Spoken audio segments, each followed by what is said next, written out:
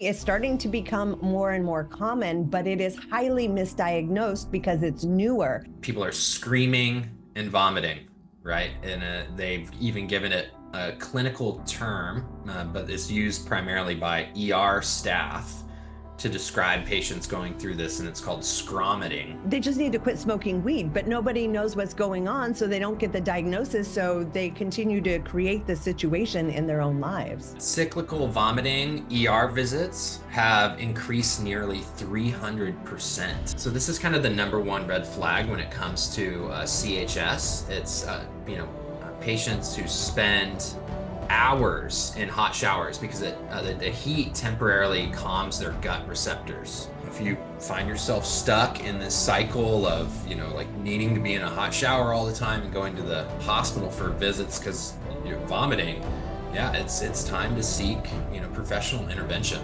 It's an interesting new thing that we're seeing, but it is becoming a lot more common and prominent, and hopefully we can bring awareness to that so that if people are experiencing this or they see their loved ones experiencing this to some degree, they know what to tell the doctors, and so then they know how to best handle the situation so they're not going years without a proper diagnosis or being misdiagnosed with all kinds of other things that aren't really what's going on. All right, Tom, welcome back to the show. Thanks for having me back. What are we talking Yeah. about today? Well, this one is interesting. We had a client graduate probably about 8 months ago, and it was the first I'd heard of this, but now we're starting to see it being a whole lot more common. It is CHS, and I'm going to actually let you pronounce it. Cannabinoid hyperemesis Syndrome. syndrome, Yeah. yeah.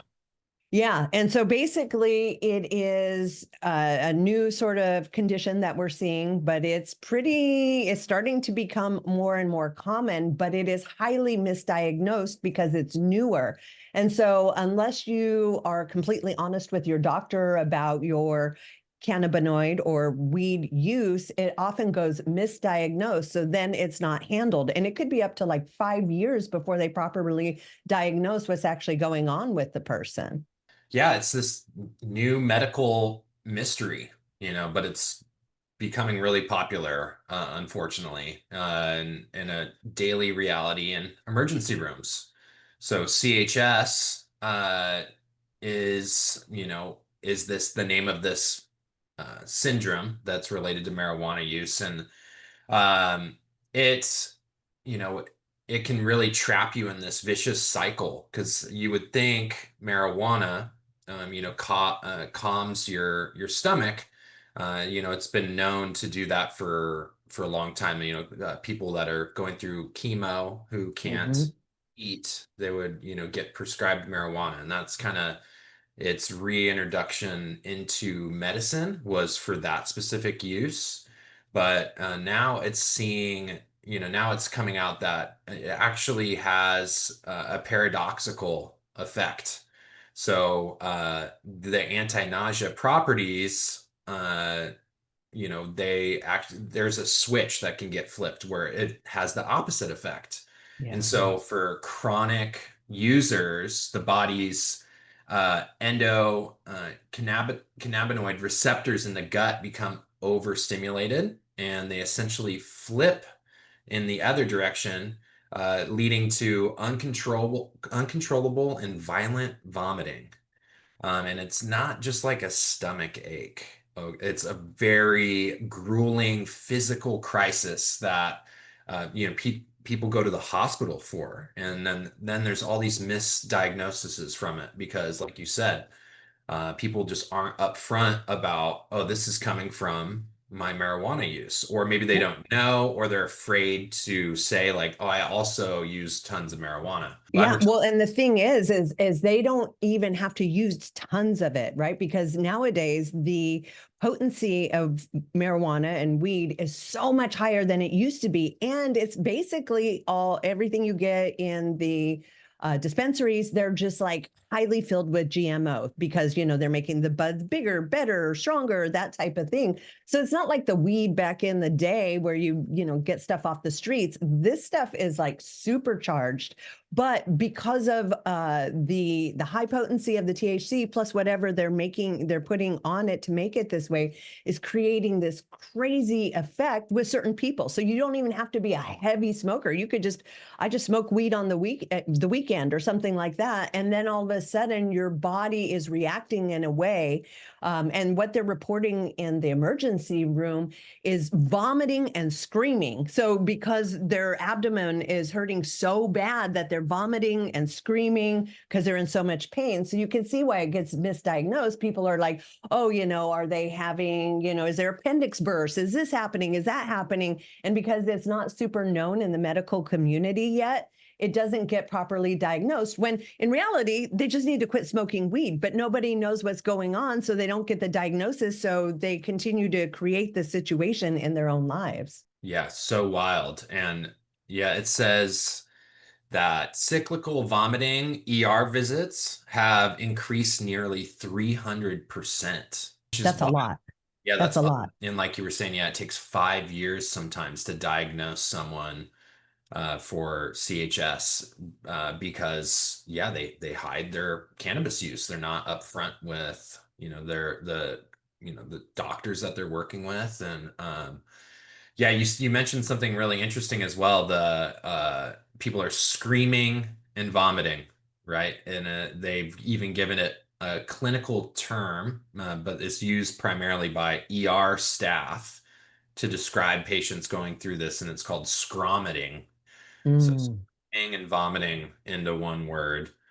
And I guess it's yeah, because of the intense abdominal pain. So there's this it's just extremely painful. And with that coupled with throwing up is sounds awful. And earlier I said, all they have to do is get off it. That is true, but it's also, that doesn't mean that the symptoms immediately leave. So like the clients that we've had go through our program who's presented with this coming in, sometimes it takes months to get their bodies back to a reset. And that's months without cannabis or weed in order to reset their systems, and then obviously staying away from it. So just because you quit doesn't mean you're automatically going to get better. There is still a process of your body having to heal and not go through that type of thing. So it's an interesting new thing that we're seeing, but it is becoming a lot more common and prominent. And hopefully we can bring awareness to that so that if people are experiencing this or they see their loved ones experiencing this to some degree, they know what to tell the doctors. And so then they know how to best handle the situation. So they're not going years without a proper diagnosis or being misdiagnosed with all kinds of other things that aren't really what's going on. Yeah, and Warning signs. What are some warning signs that families should be looking out for? Or if they happen to see these things happening, they have more of an idea of maybe this is what's really going on. yeah, I think this is a very kind of interesting warning sign. It is the hot shower habit. So Yeah. Uh, so this is kind of the number one red flag when it comes to CHS. It's patients who spend hours in hot showers because the heat temporarily calms their gut receptors. So if you notice that your hot water bill is going up, it's skyrocketing, you should pay attention to that definitely. And so the reason why the hot showers work is because it's the vagus nerve that gets soothed. So the extreme heat from the shower is it's actually they don't really know. They think that this is what happens, but it distracts the vagus nerve or it resets the body's temperature regulation system. And so it can give this calming effect and provide some relief if someone's going through one of these flare-ups, you could say.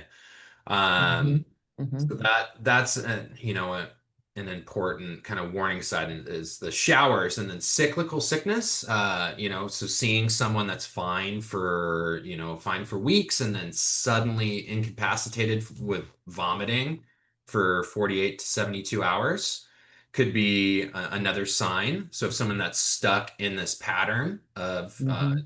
they just are vomiting for days on end, but then they can seem fine for a long period of time. And then also significant rapid weight loss, and that's due to the fear that this syndrome can create, the fear of eating, because you're worried Mhm. you're just going to throw up your food. So there's a bunch of different things that can happen that and could be warning signs. So yeah, weight loss, weird periods of sickness, and then a lot of hot showers. One thing to note too that we've noticed and we've spoken with the doctors about that it's way more common in females than males. So a lot more females present with this, which is super interesting. Because a lot of times, and I'm just, playing this through my head, if a woman is throwing up, you think, oh, is she pregnant? And so I don't know, maybe there's something to do with the female hormones that make them more prone or a higher sensitivity to the weed or the GMOs in the weed or the potency of the weed. Not sure why, but women are more prone to have this condition than men. I think something else that I was reading is just the denial that people can be in with this symptom. And because they almost want to believe that something's wrong with their stomach, that it's Yeah, not related to their marijuana use because of the psychological attachment to the drug. yeah. So, because they are, psychologically addicted to marijuana, they're willing to, look at every other avenue of what could be causing this stomach pain. When, the reality is it's caused by the marijuana use. And so, and then there's also the trap of medicine as marijuana as a medicine. Like, how could it be Mm, cannabis, because cannabis is such a strong medicine, right? yeah. It helps with my anxiety, it helps with my pain, but it also has this severe side effect, especially like what we were talking about with modern day marijuana being so strong and so potent with all the like liquids, the vapes, the dabs, like everything is infused with, some sort of concoction that, puts the Mhm. THC level just through the roof. And so that's what they think the cause is the strength of it, but people have a hard time like coming to terms with the fact that no, yeah, my medicine is causing me a ton of side effects that are terrible. And so then there's this diagnosis mystery that occurs where patients will get endoscopes, CT scans, and even have their gallbladders removed Wow. before they even come to the path that yeah, no, it's not just a mystery stomach disease. This is substance induced syndrome. So yeah, just some Yeah. more details that I was looking at. Yeah, the denial of it is so strong. Well, and it doesn't sound like the education for doctors is caught up to it. I mean, there's a 300 times spike in people presenting with this over the last few years, but yet there's not enough information or new information being put out to doctors, medical professionals, ERs, nurses, all those things that has caught up with it for them to be looking for this as, one of the top 5 things of what could be wrong. And so until we get, people more educated on this being a real situation and a real symptom and the medical community on board with it as well, people are going to continue to suffer with this without realizing that this is the root cause and there is a solution to this without having to take all those extreme measures because they can't diagnose it correctly.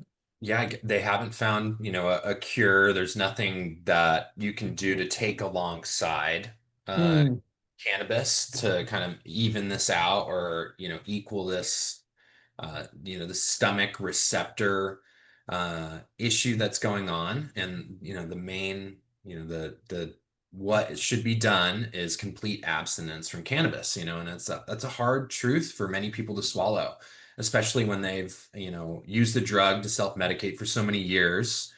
But, if you find yourself stuck in this cycle of, like needing to be in a hot shower all the time and going to the hospital for visits because you're vomiting, Yeah, it's time to seek, professional intervention. Scromiting. Like, wow, that's a new word. I've never heard of screaming and vomiting. I mean, that sounds just, can you imagine being in the ER and someone scromiting? It's like, oh my God, help that person. What is going on? And it's like, oh yeah, it's completely self-induced. They just smoking too much weed.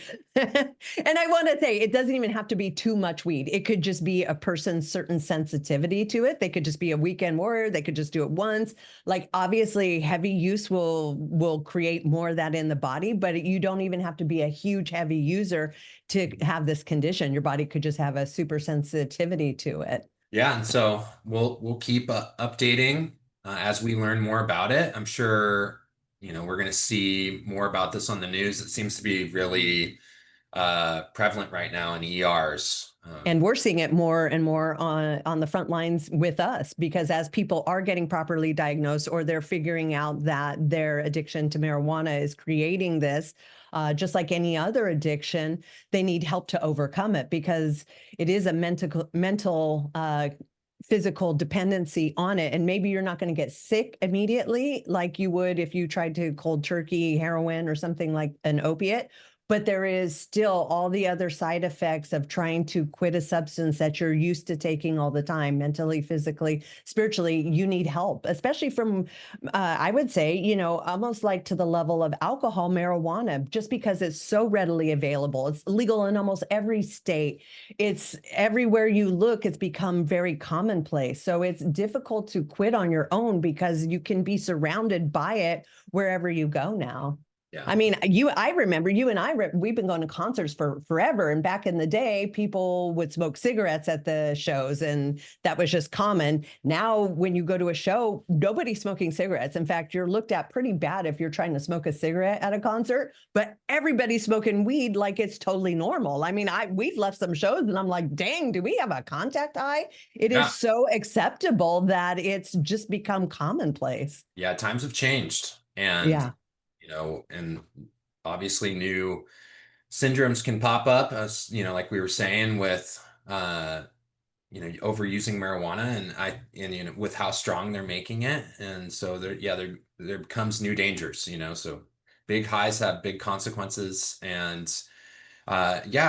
just like alcohol, like you were saying, it's definitely something that since it's so acceptable, socially and readily available, treatment is justified for marijuana. It definitely, being a part of a community, doing some spiritual work, some, uncovering more, adding, getting more awareness of yourself. All these things will, greatly help you stop using marijuana. So, a lot of people like to say it's just weed.